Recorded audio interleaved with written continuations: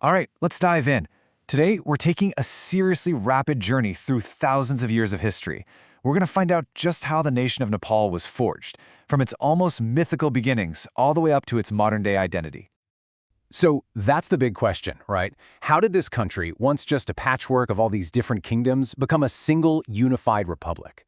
It's an incredible story, full of golden ages, some really dramatic power shifts, and yes, a few revolutions. Let's get right into it.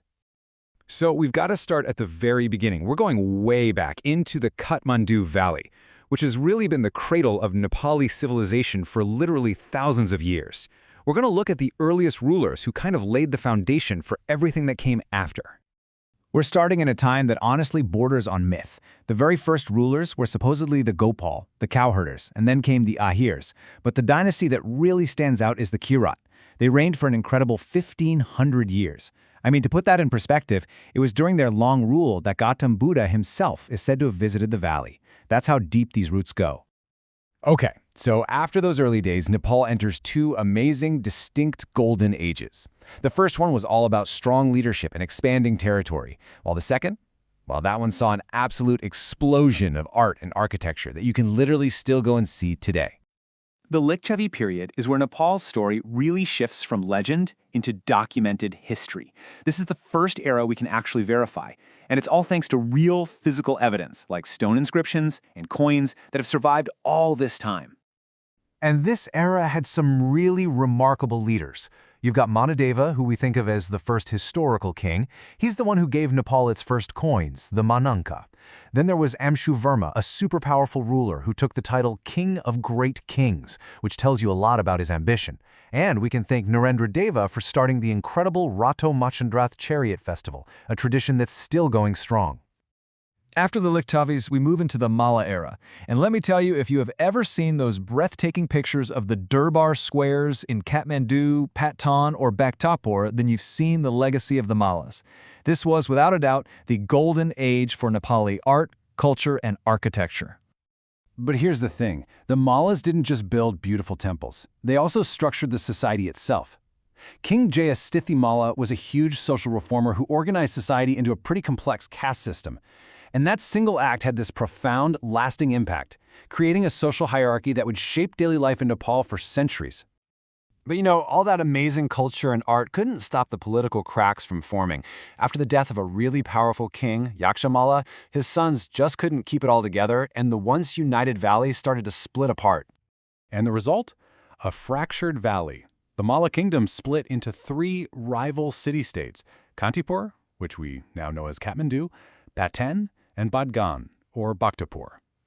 All this internal division and rivalry, well, it left them pretty vulnerable, and that set the stage perfectly for the next great chapter in Nepal's story. This division opened the door for the creation of modern Nepal as we know it. A new power was rising up in the hills, one with a vision not of three small kingdoms, but of a single, great, unified nation. And the architect of this whole vision was Prithvi Narayan Shah. He was the king of a small but really ambitious hill state called Gorkha. He looked at the divided Malla kingdoms, he saw the British creeping up in India, and he basically decided that unification was the only way to survive. His campaign was so methodical, so relentless. First, he took Nuwakot, which was a key strategic win. Then, after a really tough fight, he finally won Kirtipur. In 1825 of the Nepali calendar, that's 1768 for the rest of us, he conquered Kantipur. And when Badgan fell just a year later, the entire Kathmandu Valley was his. The modern nation of Nepal was officially born. So the Shah Dynasty created Nepal, but their absolute rule wasn't going to last forever. Oh no.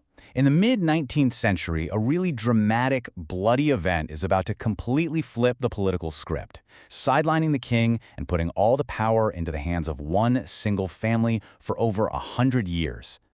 What came next was one of the most infamous and shocking events in all of Nepali history, the Alau Parva, or the Kot Massacre. This single night of absolute violence would reshape the country's destiny in a way nobody could have seen coming. So what exactly happened? Well, after an assassination, there's total confusion. All these nobles and military leaders gather in the palace armory, the Kot. Tensions just explode, and this one ambitious general, Jung Bahadur Kunwar, uses the chaos to eliminate all of his rivals in one single bloody night. After the Kot massacre, young Bahadur, now calling himself young Bahadur Rana, just systematically locks down his power. He survives another purge, and then he basically forces the king to make him prime minister for life and to make the position hereditary in his family. So for the next 104 years, the Shah king was just a figurehead. The Rana prime ministers were the real absolute rulers of Nepal. Now, while their rule was definitely autocratic, and they kept the country pretty isolated, the Ranas did oversee some major modernization. Jung Bahadur introduced the first national legal code. Bir Shamshur established the country's first hospital.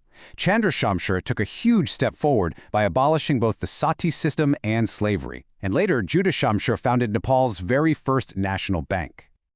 But by the middle of the 20th century, the world was changing fast, and the days of a single family ruling a country were numbered. This final chapter covers the really turbulent and often violent journey from the end of the Rana regime to the Nepal we see today. The second half of the 20th century brought change at a dizzying pace. Seriously. In 1951, the Rana regime finally falls. But just 9 years later, the king grabs power back, imposing the partyless panchat system.